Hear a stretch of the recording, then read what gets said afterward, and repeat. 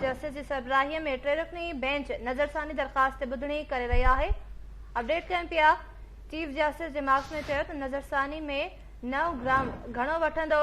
Election commission के वकील दलील ॾिना आहिनि त आर्टिकल 188 तहत सुप्रीम कोर्ट के फैसले ते नज़रसानी करण जो इख्तियार हासिल है। अपडेट्स मालूम कंदासीं। लाइन ते मौजूद है इब्राहिम कुंबर। जी इब्राहिम, कहिड़ा अपडेट्स आहिनि?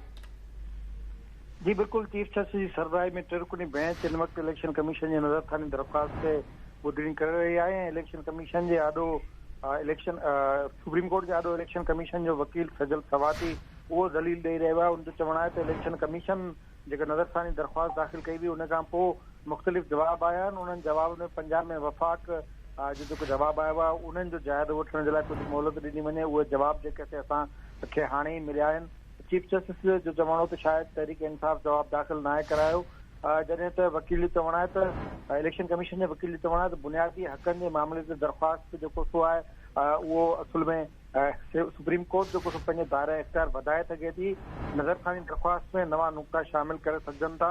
सिविल नोयत जे मामलनि में जेको सो आहे उहो हाई कोर्ट जो जेको आइनी मामलनि में हाई कोर्ट जो इख्तियार सुप्रीम कोर्ट जे इख्तियार खां वधीक हूंदो आहे। जस्टिस एजाज़ुल हसन जो चवणु आहे त बुनियादी हक़नि जे हवाले सां जेका दरख़्वास्त असल में सिविल नोयत जो ई केस आहे। आइन जे आर्टिकल 184 तहत जेके दरख़्वास्त दाख़िल थिए थी उनजा 2 हिसा हूंदा आहिनि। हिकिड़ो अवामी मफ़ादनि जो मामिलो ऐं ॿियो बुनियादी हक़नि जे हवाले सां दरख़्वास्त हूंदी आहे। त उन ई मौक़े ते अॼु तहरीक इंसाफ़ जेको सो इन में जवाब दाख़िल कराए छॾियो आहे। तहरीक इंसाफ़ जो चवणु आहे त इलेक्शन कमीशन जेको सो आहे उनजे कंहिं फ़ैसिले जो जाइज़ो सुप्रीम कोर्ट वठी सघे थी। इलेक्शन कमीशन नज़रिया ज़रूरत खे ज़िंदा कराइणु चाहे थी ऐं उहो चाहे थी त सुप्रीम कोर्ट नज़रिया ज़रूरत खे ज़िंदा करे। ऐं जॾहिं त नज़रिया ज़रूरत ज़िंदा थी नज़रिया ज़रूरत दफ़न थी चुको आहे।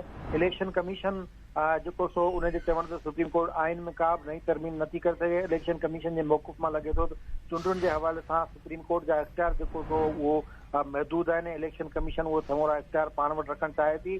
जॾहिं त इलेक्शन कमीशन जेका तारीख़ ॾिनी हुई उन ई तारीख़ में सुप्रीम कोर्ट तब्दीली कई हुई, छाकाणि जो सुप्रीम कोर्ट पहिरीं 90 ॾींहंनि अंदरि इलेक्शन कराइण जो हुकुम ॾिनो। उन बैदि सदर मुल्क तारीख़ ॾिनी जंहिं तारीख़ खे इलेक्शन कमीशन तब्दील कयो ऐं उन ई तारीख़ खे सुप्रीम कोर्ट रद्द कयो। उन जे करे सुप्रीम कोर्ट जो फ़ैसिलो दुरुस्त आहे ऐं सुप्रीम कोर्ट जेको सो कंहिं बि सूबे खे अवामी नुमाइंदगी खां महरूम नथी रखी सघे। उन जे करे हतमी फ़ैसिलो जेको सो जेको तारीख़ ॾिनल आहे उन ते ई इलेक्शन थियणु घुरिजे। जी ठीक है इब्राहिम कुंबर, अपडेट करण लाइ वॾी महिरबानी।